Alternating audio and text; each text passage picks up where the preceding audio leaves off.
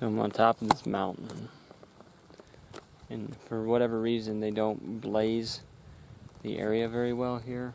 So I keep seeing random blazes, but I have no idea where on the trail, which way is which. You get all turned around. I don't know where the trail goes from here.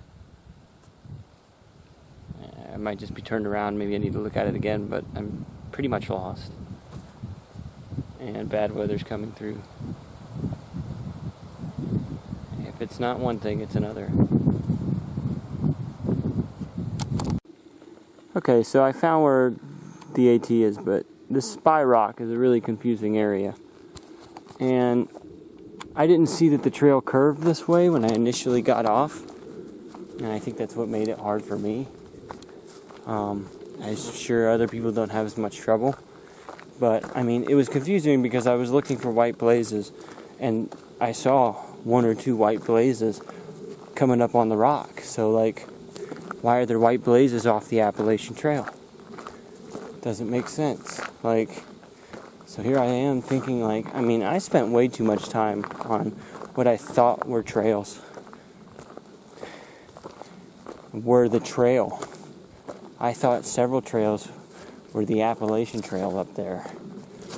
And, I mean, I almost seriously was in a bad situation because I guess it was just a stupid mistake. But I still don't know why they have a white blaze off the trail, on a rock off the trail. That really threw me off. I was searching in the wrong area for 35 minutes. And I wasted 35 minutes getting stressed, getting exhausted and tired, frantically searching, and I still have to hike. So thanks, Virginia, for doing another stupid thing from the trail.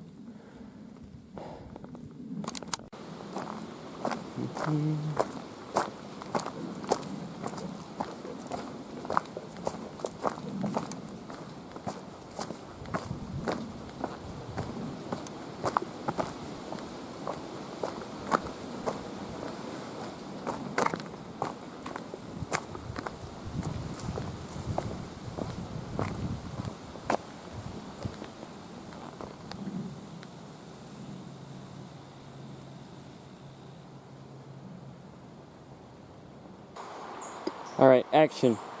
Action. Action. Go. Action. Walk across the bridge. Action. Oh yeah, that's the shot. Keep going. Action. Cut.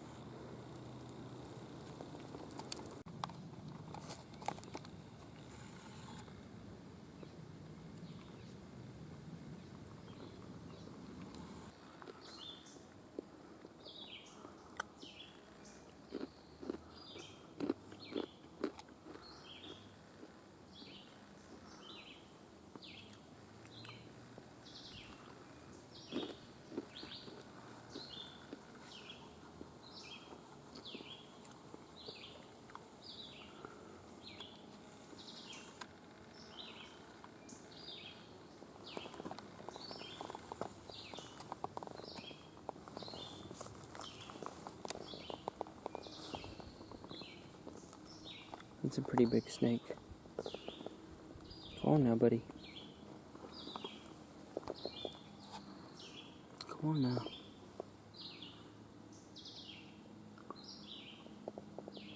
He's like 5 feet long.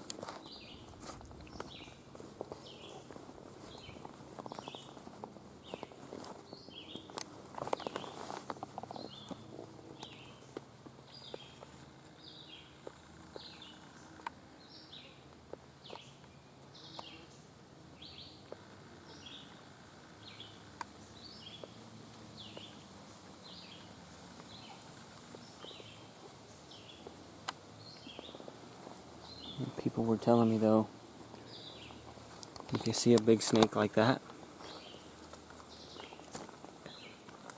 it's usually a good thing because larger snakes are territorial of all species. So if there's a large black rat snake or something, typically there aren't any rattlesnakes in the immediate area.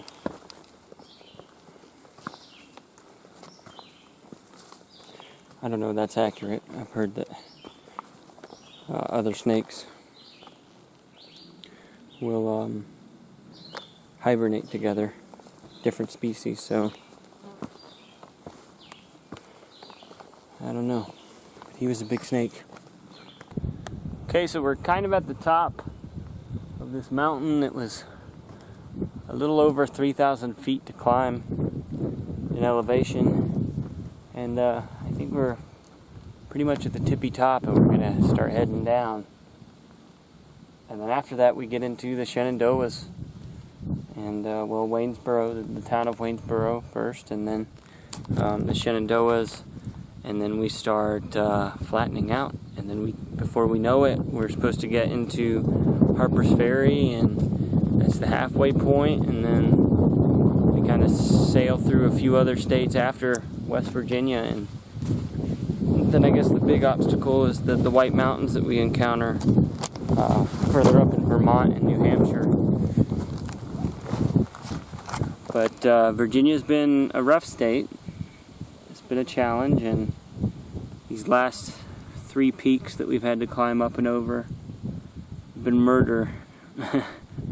It's been hot. Today wasn't so bad, but this was the big one. The weather was on our side, though. We have a good breeze right now. It feels amazing.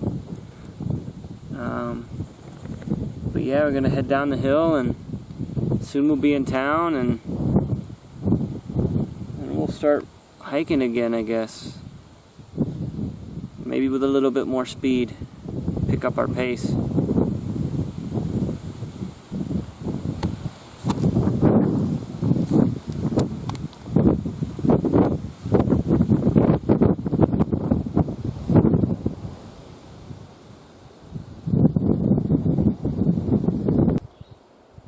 Notice problem bear alert. Overnight camping along the Appalachian Trail between Dripping Rock and Paul Wolf Shelter is prohibited. So there's a good little section of trail in between here and Waynesboro that is prohibited to camp, which stinks because I was thinking about doing a little bit of night hiking and kicking out an extra couple of miles to put me within 10 miles or so of Waynesboro. But because of this prohibited area, if I park on the edge, camp just on the edge of the prohibited area, I have to do 15 miles into town tomorrow. My other option is to actually go through the problem bear area, night hike that entire section, and camp on the shelter on the other side. But that would probably be a good bit of night hiking. I haven't decided what I'm going to do yet. I guess I'll start hiking on this really flat terrain and see how I feel later, and I might just go.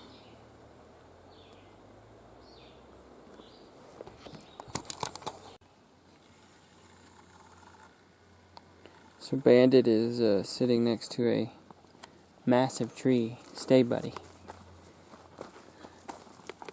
I mean, it's like one of the thickest trees I think I've seen in the east.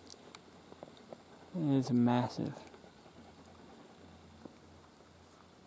Yeah, how about that? Trees get big. I don't think you'd play fetch with that, would you? Would you? Would you?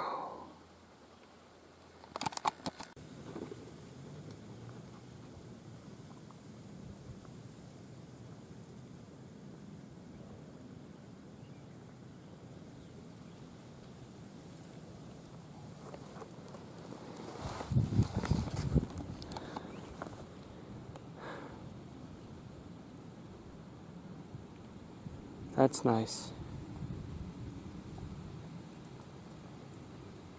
That's really nice.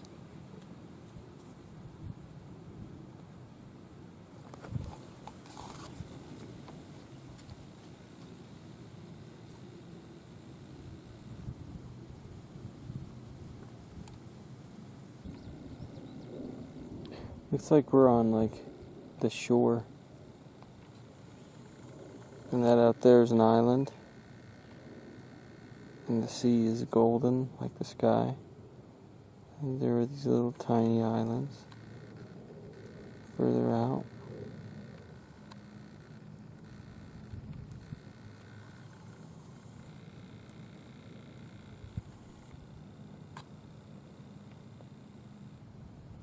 Nope, those are clouds. That's all sky. This up here looks like cotton candy.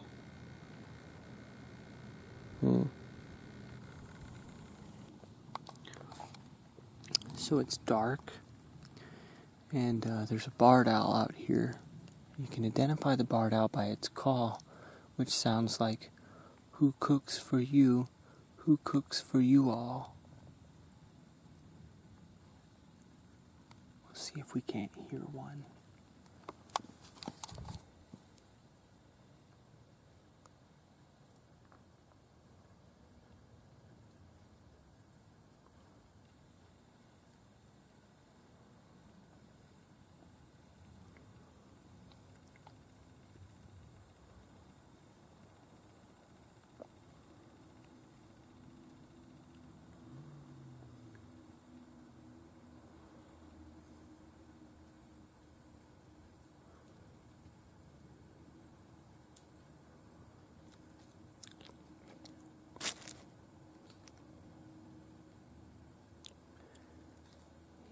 Quiet now. They would be quiet once I start recording. Come on, say it. Say it.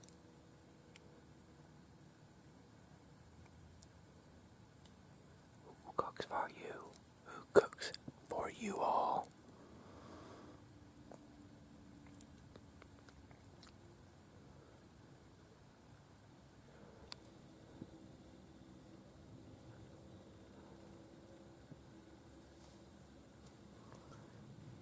Well, screw you.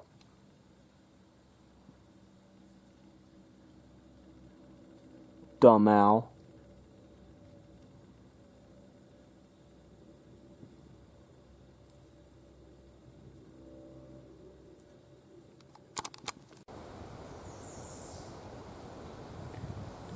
Looks like the remnants of an old fort wall.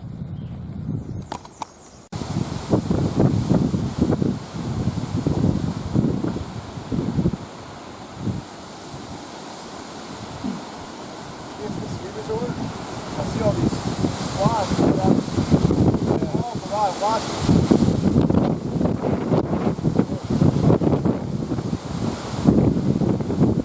Also, coming up the sun.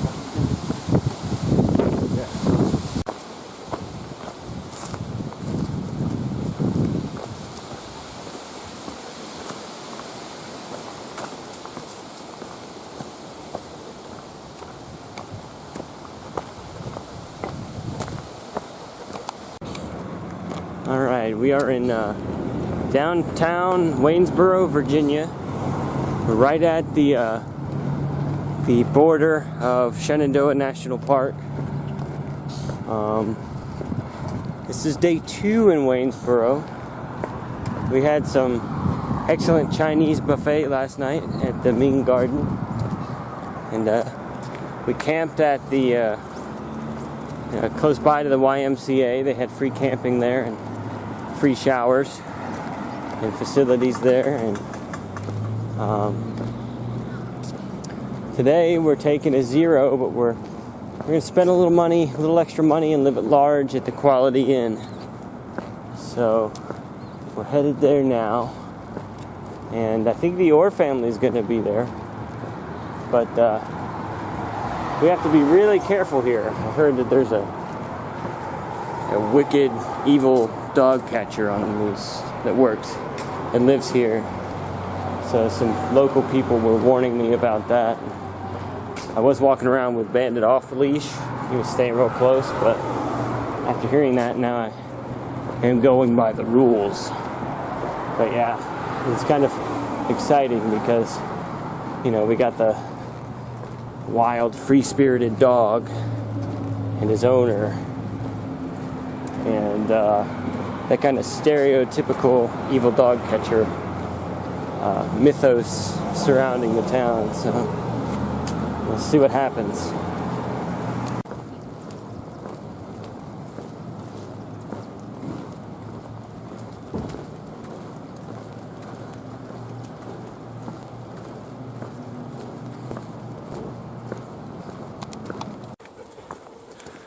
Okay, it is June 18th, and we have just crossed into the Shenandoah National Park interior, and we'll be here for a little over 100 miles. So there's more hiking trails in Shenandoah than there were in the Smokies. But aside from a little bit of heat and humidity, the trail seems much easier. Traveling will be very good, I think, and there's a lot to look forward to in the Shenandoah Range. Looking forward to seeing a lot of wildlife here. Seems like Virginia's had more wildlife in general. Now that we're in a national park, we might even see more. There are going to be a few differences, though. One difference is here in Shenandoah, they tend to come out to a lot of parking areas and public spaces, from what I've been hearing. And that can make it easier. Seems like most of the Smokies, aside from 1 or 2 locations, were very rugged wilderness. Here in Shenandoah, there's a lot of picnic areas, things like that. And that brings me to another thing that's different. Here in our guide, when it says shelter, it's referring to a day use picnic area. It's not referring to a place to stay for hikers. It's the Appalachian Trail shelters in Shenandoah aren't actually called shelters, they're called huts. So we have to be on the lookout for huts in the Shenandoah, not shelters. So to my understanding, they're still the same thing, just for some reason they call them huts, not shelters. For reasons I don't know. Another cool thing that I'm looking forward to in Shenandoah, aside from some of the easiest terrain we've encountered yet, is there's a little bit of activity here in the Bigfoot field. So I think I'm going to be able to make another podcast on that subject and read a few eyewitness reports that I've saved from online sources. But maybe try a little bit of tree knocks out here. There's 2 different ways to get through the Shenandoahs, and we're doing the traditional hiking on the trail. But a lot of hikers have parted ways with us to do what's called aqua blazing, and that's when you get in a canoe or a kayak that you rent, and instead of camping and carrying your backpack the whole time, you're camping along banks and going along the river. The river actually flows north and reconnects with the Appalachian Trail, kind of on the tail end of the Shenandoahs. Or it may actually go all the way to Harper's Ferry. But that's something that I'd like to do at some point, but on this particular journey, we're just traditionally hiking the trail.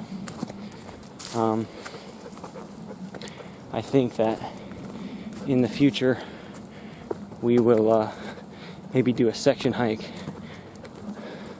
Me and maybe another friend will do a section hike, and then do the aqua blaze within that hike. So that's the plan, to do it at a later date.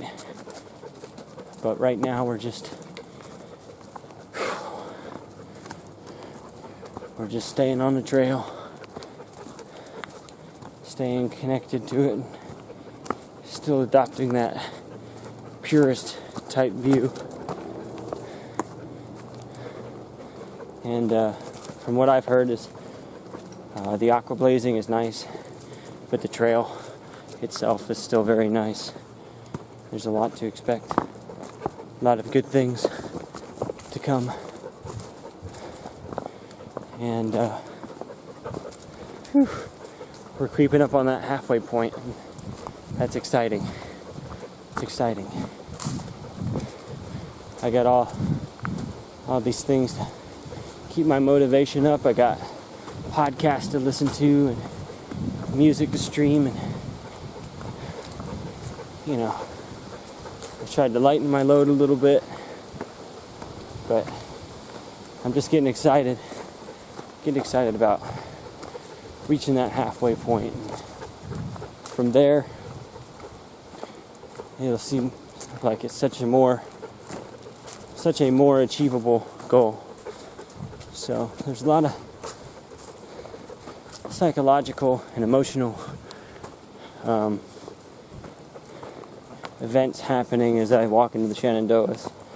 And then there's a lot of events, physical changes within the terrain and within the hiker's body that we can all look forward to. And it seems like the only thing that could be a factor in making this more difficult is just the heat. We are in summer now. We are within the throes of summer, and the heat is making it difficult. But maybe we'll adjust and be able to handle it fine. But yeah, I definitely have earned my new trail name here. I am a sweaty Yeti. There are these radio towers up here in the middle of the national park. I was reading a sign that said, "Danger, radio frequency radiation hazard." I didn't think I'd have that type of problem in the middle of nowhere, in the woods. But yeah, watch out for that radiation.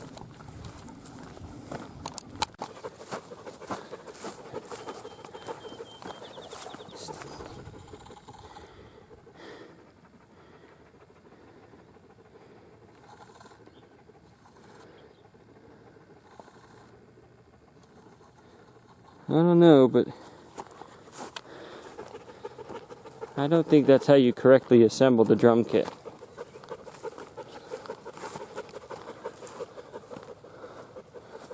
I mean, got the hi-hat right there. That tom doesn't go there. Where's the snare? Oh geez, come on guys. Just read the directions. So, there are like these little chairs here. I'm sitting in one right here. Kind of bob up and down a little bit. But just up there, there's a table in the grass and more chairs over there.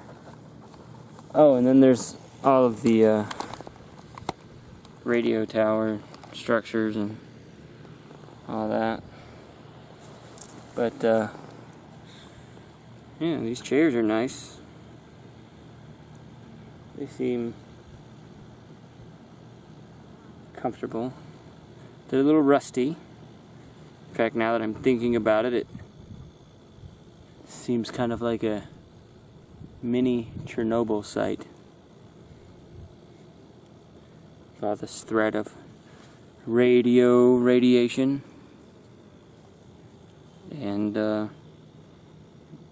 it's kind of weird that all this is just kind of up here in disrepair. But I'm sitting in it. And it's nice.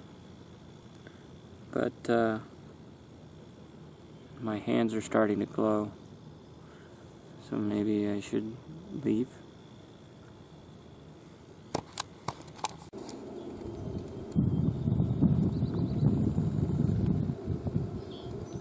Crab apples.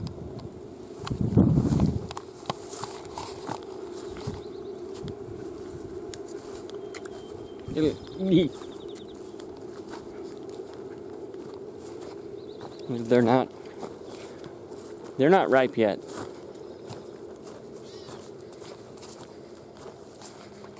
Yuck.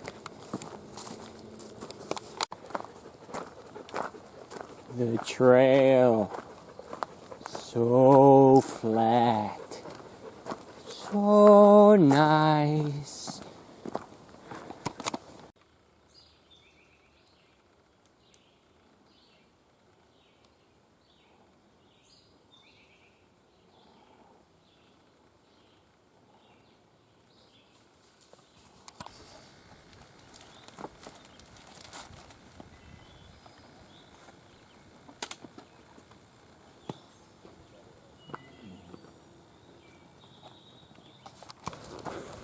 Alright, it's our third day hiking in Shenandoah National Park.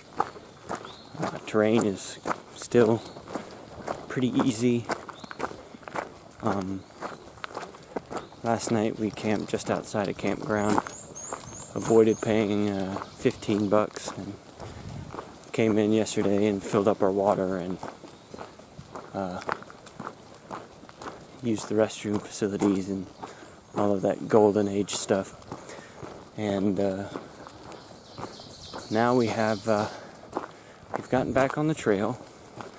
Been walking past a lot of the campgrounds with campers and large Coleman tents. And a lot of the mainstream park visitors are here. But we're going a couple more miles and we're gonna have breakfast at a restaurant called The Wayside. And they're known for really good blackberry milkshakes. So, there's rumors that a tropical storm is going to hit us today. Or the aftermath of a tropical storm is coming in from the coast. But right now it's sunny skies, and I think if we're going to take our chances and have a proper breakfast and then see what happens. They say it's possibly going to start raining at around 3 o'clock, and then the bad stuff comes in at 6. So, but I don't know. Right now it looks good. And I'm thinking milkshakes. Yeah, I'll be fine, I have a feeling.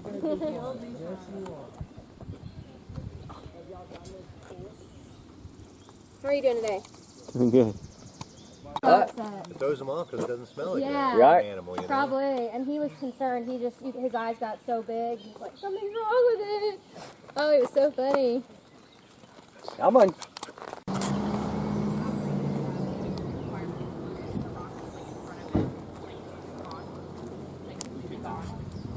we don't know, like, it was like, maybe it had like an air pocket in it, maybe it was like wet, we don't know.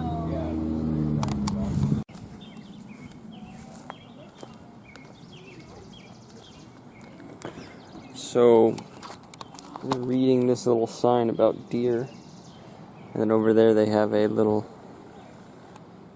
education center. The ranger's talking about deer. And an interesting fact about the deer here in Shenandoah Park was in 1926 in the Shenandoah area. The deer had actually been completely wiped out. There were no deer. There used to be elk and moose, wolves, and all of those animals were gone as well. But in 1934, they reintroduced 13 deer back into the Shenandoah area, which is now Shenandoah Park.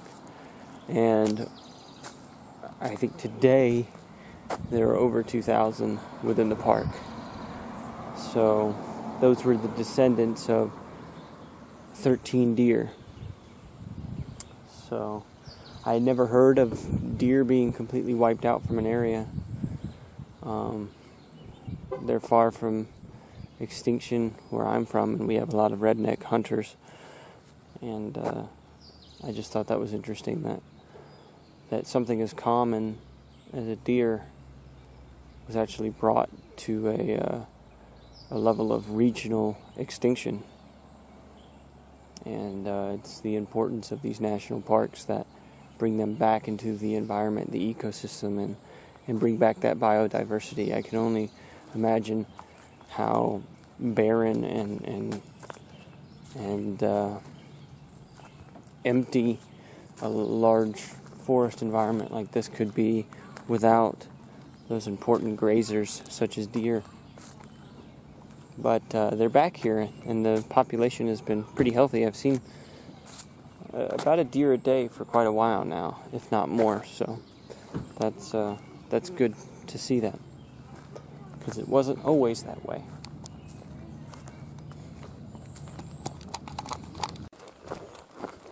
Okay, so I found myself in a pretty interesting predicament today. I didn't do too many miles this morning. I maybe did like 3 or something. But I'm leaving the first wayside here, and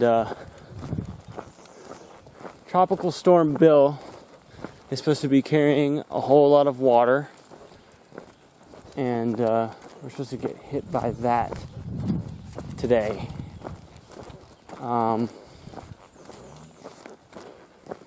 I've got to go 0.3 or 0.5 back on the trail, and then it's 3.7, 3.5 miles to the first shelter.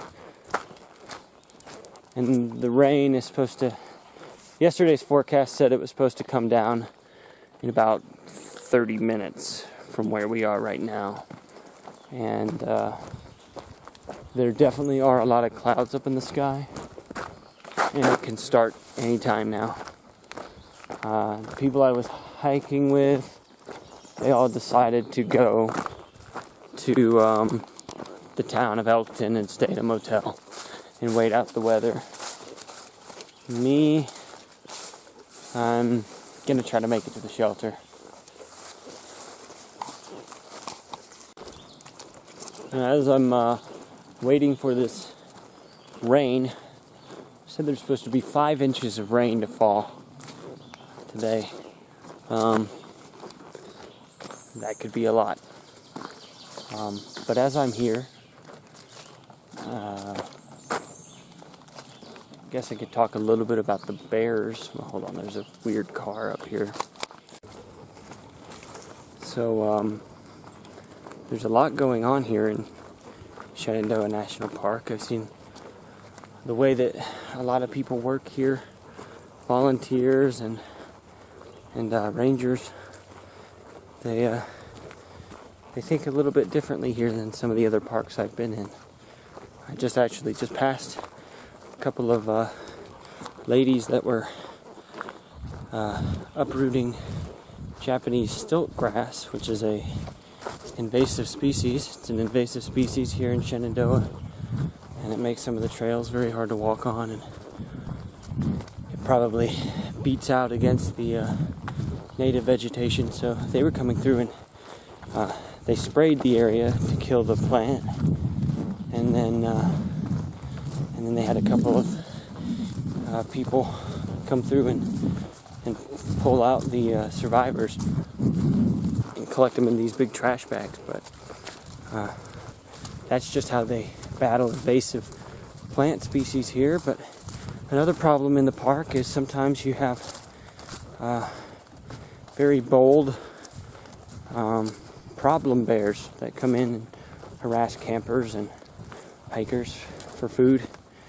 And when these bears get too habituated to one area, the rangers here, they don't always euthanize the bear or relocate the bear, and these are very cost-effective ways of handling this problem.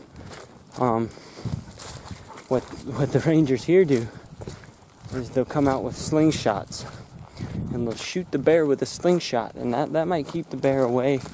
If it's a particularly stubborn bear, it will come back, and then the rangers come out with paintball guns and shoot the bear with paintball guns, and usually that does the trick. But if a bear is stubborn enough to come back a third time, then they get him cornered and they get him with the bear spray. So there's multiple layers. The rangers here work a little bit harder to deter the bears from becoming problem bears and reestablish their fear of humans, which I think that's considerate. I think it's difficult to move a bear to a different location, and that bear might have trouble adjusting to its new environment, trying to find where the available food sources are and things like that. And I feel like euthanizing the bears is often bad to do, particularly when the bear has never hurt anyone. So that was interesting. The only problem with their bear deterring techniques here in Shenandoah is some of the bears have been crafty, and they're actually pretty smart, and they have started to associate the difference between rangers and campers. So some of the bears know there's nothing to be afraid of, and they go up and harass the campers.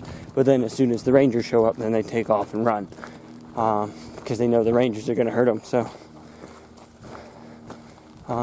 it's something that's a very rare occurrence, though, for the most part.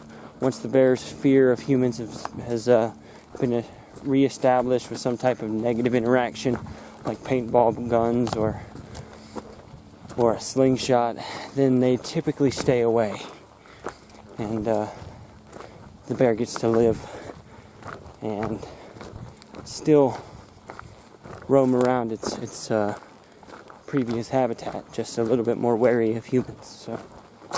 So still looking for bears. I was asking a ranger about bears today, and maybe I'll get to see one while I'm in Shenandoah. There seem to be a lot, and hikers have seen quite a few. So here's hoping for that. Hoping that I can see a bear pretty soon.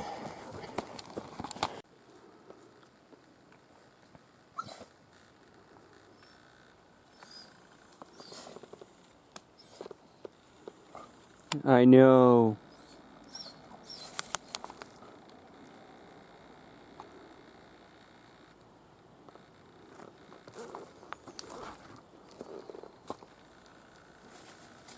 Bandit, stay.